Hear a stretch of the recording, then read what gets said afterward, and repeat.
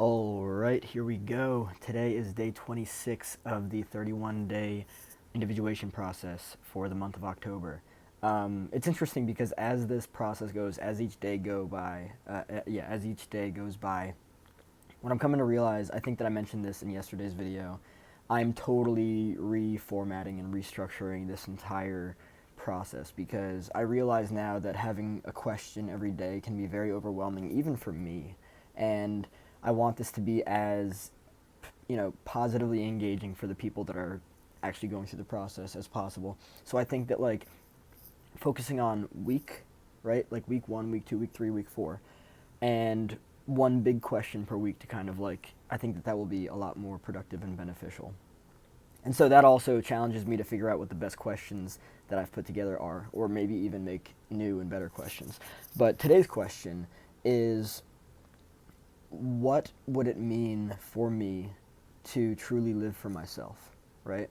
Now, this would definitely challenge selfishness because I've been told myself that I'm selfish, right?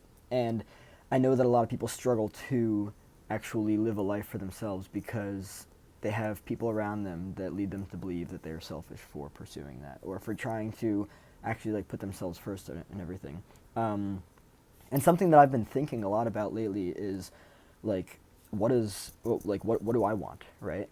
And the reason why it's so important to consistently ask this question in your life is because I come from a lot of people pleasing, right? I come from codependency, all that kind of stuff.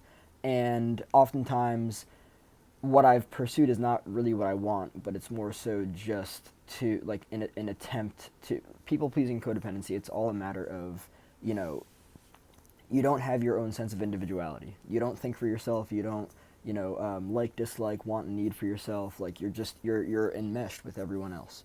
And so the reason why it's so important to ask this question is because it's very easy to get caught up in that way of living.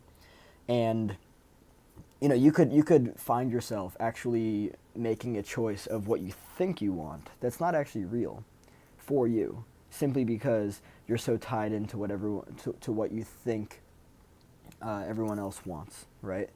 And if you grew up in that system where it's like, you can't be okay unless everyone else is okay, you're likely not making the best decisions for yourself, right?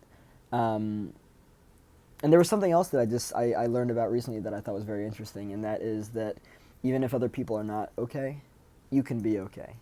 But the challenging thing is that when you try to be okay in the presence of other people that are not okay, they're going to try to pull you out of that because they don't want to see you happy, right? And I just think that that's very interesting. So like even that in and of itself, like okay, like other people aren't doing too well, but that's their stuff. I got mine, I'm feeling great right now. It's cool. It's really cool. It's very interesting to look at things from the standpoint of like, okay, well, regardless of what you're feeling, I'm gonna feel my stuff, and my stuff is good, so I'm gonna feel that. And then like other people, because they're miserable, they might be like, oh, that's not fair. It's like, no, your shit is your shit, my shit is my shit. I'm gonna enjoy the fuck out of this day or like whatever I'm doing, right? It's very interesting. It's very interesting. I'm really happy that I decided to take this route of putting together this process because I think that it allows for the individual to like open themselves up. I was going to say rip themselves open. But it kind of is that. This is a ceremony of shedding, of rawness, of vulnerability, of all that kind of stuff. And I just think that it's so important to really like, you know, actually actualize that. It is. So this question in and of itself would challenge a lot of people's beliefs regarding what is acceptable for them, what's possible for them, because of different beliefs and ideologies that they grew up with, different things that they grew up with people telling them. It's so interesting, and this entire process is meant to challenge the individual who is partaking because that's what it's all about.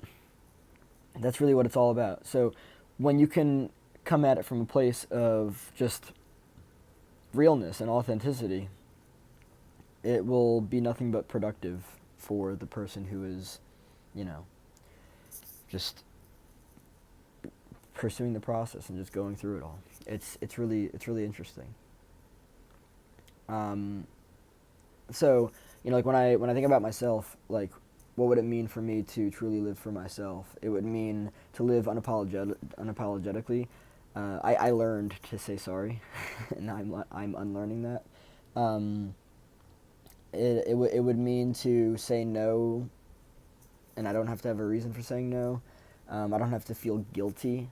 I don't have to feel ashamed of myself. I choose me. I choose what it is that I want.